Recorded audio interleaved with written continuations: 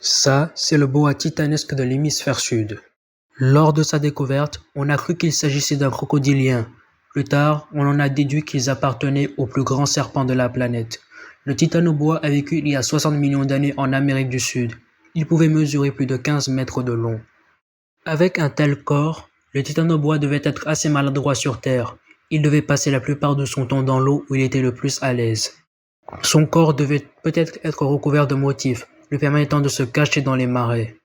La grande taille du titanoboa est due à la hausse de la température de l'époque, ce qui en faisait un prédateur redoutable. Il n'avait aucun adversaire. Son alimentation était basée sur les poissons, les oiseaux aquatiques, les serpents, des crocodiles et même les tortues. Il ne disposait pas de venin, mais cela ne l'empêchait pas de s'attaquer à des proies énormes.